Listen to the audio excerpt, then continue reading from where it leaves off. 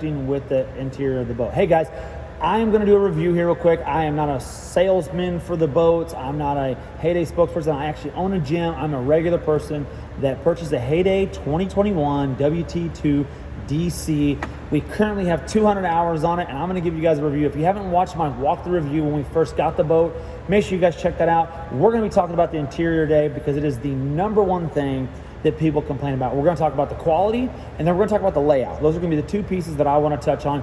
I got other videos. We're going to touch on power. We're going to touch on wave. We're going to touch on upgrades. It's a big one, the upgrades. We're going to talk about price point. We're going to talk about warranty, okay? So, interior. So number one, guys, the biggest complaint that everybody has is the quality of the seats, okay? If you get on Heyday's Facebook groups or talk to anybody that has a Heyday, it is the number one complaint, and people are having to put in warranty claims over and over. We ourselves have had to have almost every single seat replaced in the boat except for the hot tub seats. The captain's chair hasn't been replaced, and I want to say one of the front cushions hasn't been replaced. But other than that, every single one of our cushions has been replaced, and they've been replaced, and we are not rough with the boat, okay? I actually have a lot of rules on my boat. No one walks and climbs on the seats. We do our best to step over the seats, even though that's a challenge sometimes with the way the layout is done, okay? So the interior that people are having the most issues with, that I hear the most complaints about, is if you get the Kona Brown. So the Kona Brown is like a fake leather. It's like a cheap vinyl that they have assembled.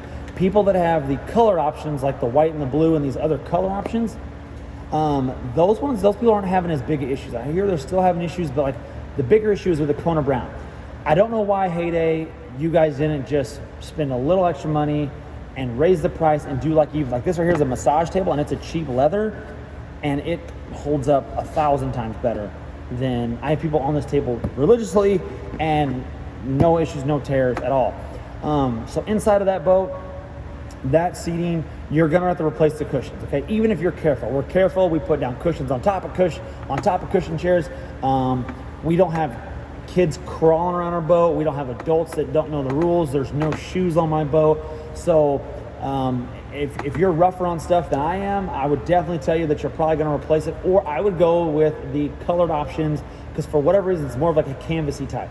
The Kona Brown comes with this canvasy type attached to the vinyl, and what's happening is where the vinyl and that canvas piece meets, where there's like some piping, it has a tendency to start separating through there.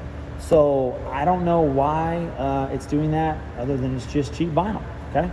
So that's the biggest one, guys. Everybody talks about that. So let's talk about interior too. So there's some handles inside the boat that I have no idea why there's handles in the boat.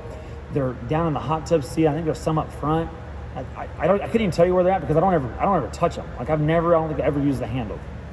So there's some handles in the boat. People always have questions about it. I don't know why they're in there, but obviously there's a reason. Some people take them out. Do what you want on that, okay? The tower position, in my opinion, is kind of interesting. I've got some other videos talking about that, but the tower position, in my opinion, is interesting because the way the boards swing, the way the speakers sit, okay, it just seems like the tower is sitting forward too much in that. And here's why I say that. When we turn our speakers on and the surfer is behind the boat and they want to hear the music, we have to turn it up so loud that the people inside the boat, if you're in the hot tub seats, or if you're sitting next to the behind the driver, you guys cannot have a conversation unless you are screaming at each other. For whatever reason, I feel like that tower should be slid back a little bit. There's probably a reason why it's not, but on mastercrafts and boats of that nature, I've always noticed that their towers, for the most part, and their speakers are not directly above the driver's head. On my boat, if I stand up, I'll hit my head on the speaker that was put in by Heyday. So I'm not a huge fan of that, but it's one of those things that I'm willing to deal with per the boat and the situation, okay? Other than that, again, inside the boat has great bones in my opinion. I love the gator grip they put on the floor, on the rails. That's all great.